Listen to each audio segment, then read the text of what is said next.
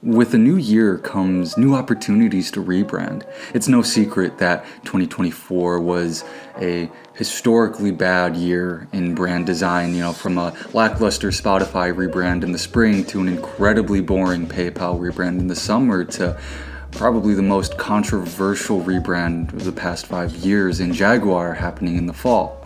2025, though, has the potential to be a great year for brand design, but the question is, who needs a rebrand this year? I have 5 major companies that need a rebrand as soon as possible. We're going to look at why a rebrand is necessary for them and what direction they should take in their rebrand.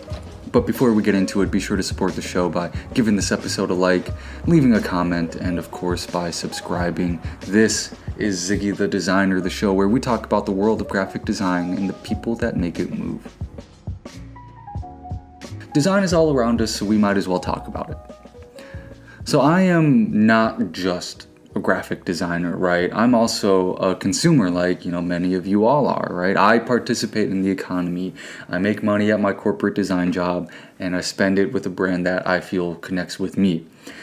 And as a consumer and, as a designer, I've noticed that these 5 brands, these 5 companies, they could go for a rebrand. So let's get into it. The first brand is Nike.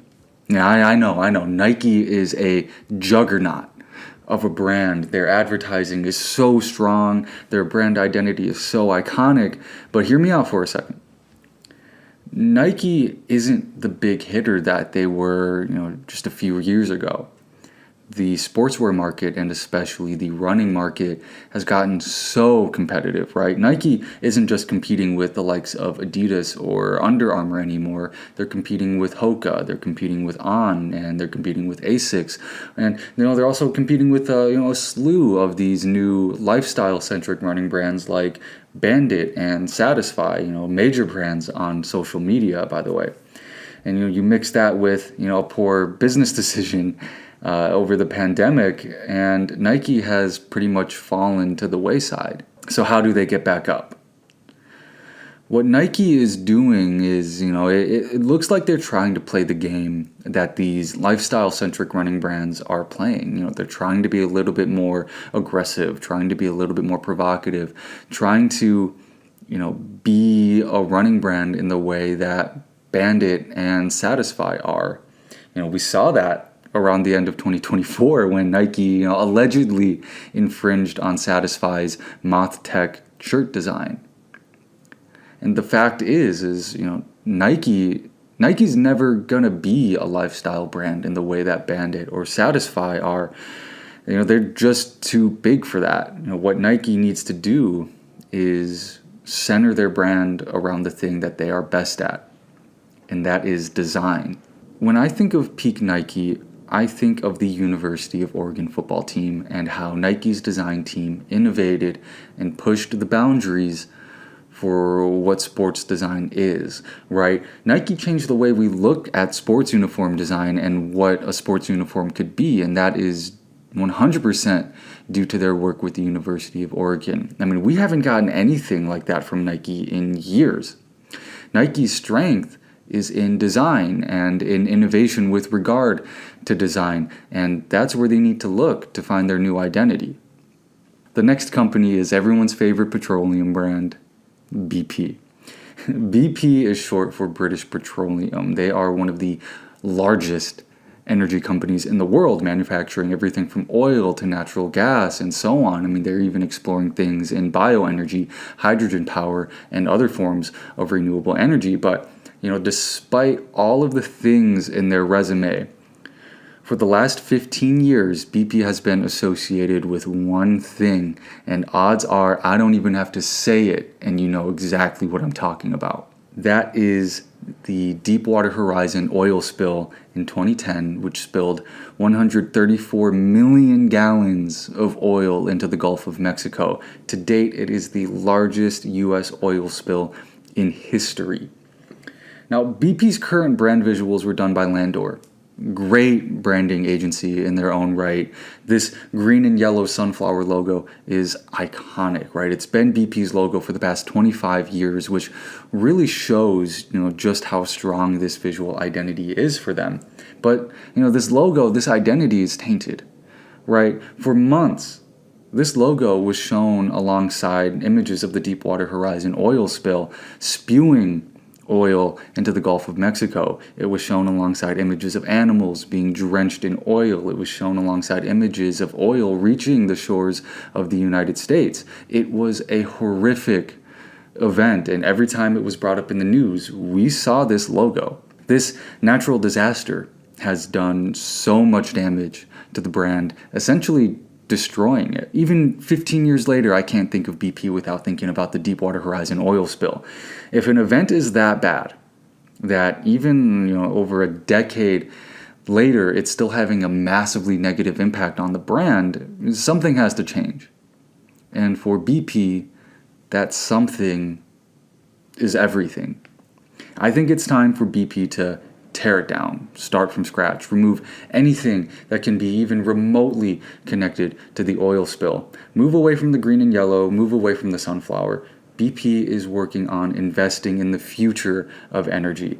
The future is what the brand should be centered on. Close the chapter on anything having to do with fossil fuels and move on. Next up, we have an exciting brand in the world of banking, and that's SoFi.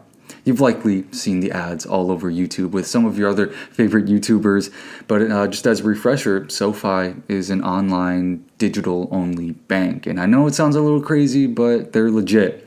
SoFi offers pretty much every service imaginable, right? And we're talking FDIC insured checking and savings accounts, mortgages, loans, and even insurance.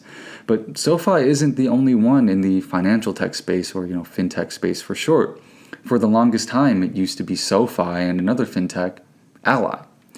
Now you have competitors like Wealthfront and Betterment gaining some traction in the space. And the thing is, with all of these fintech startups, and they are startups, they all look alike, right? They all act alike, they all talk alike, and they're only getting more competitive. So how does SoFi separate themselves from the pack? What SoFi needs to do is they need to take advantage of their status as a national bank. They need to take advantage of that bank charter that they have. Wealthfront and Betterment, while they may handle cash, they're not a bank. They're not banks. SoFi's competitive advantage is that they are a bank, right? They have the services that a major bank offers. They have the stability that a major bank has. And because they're a bank, there are regulations that they legally need to follow in order to keep the money safe. Ultimately, SoFi has stability, and that's their competitive advantage here. And if SoFi wants to communicate this, which they should, they need a new look. One that says, hey, we're way more established than Betterment and Wealthfront, right? We're not a volatile fintech startup. We're a bank. Your money is safe with us. Next up is the storied department store, Macy's. Macy's is the historic American upscale department store selling items such as, designer clothing, beauty items, and even home goods. They're known for sponsoring events such as the Thanksgiving Day Parade here in the United States. And when we look at Macy's and the department store space in general, so much has changed since their heydays, right? Thinking about, being the anchor store at a shopping mall, or, being the destination in a downtown shopping district, very mid-century stuff. Now, much of that shopping is done online through places like Amazon or through other online retailers. And that's hurt a lot of these upscale luxury department stores that rely on foot traffic to succeed. It's only been recently, though, that some of these department stores have started to act on reviving their brands. Saks Fifth Avenue just bought their competitor Neiman Marcus, and they're going to create a luxury retail juggernaut.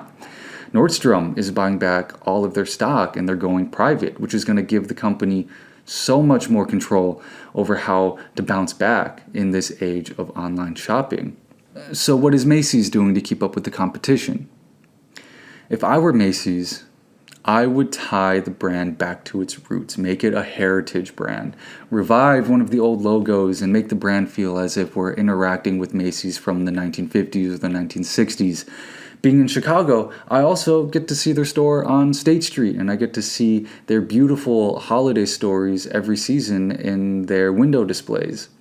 Bring that storytelling into the shopping experience. Make Macy's a destination more than a store. Bring back the pageantry of department store shopping. Finally, we have Yahoo!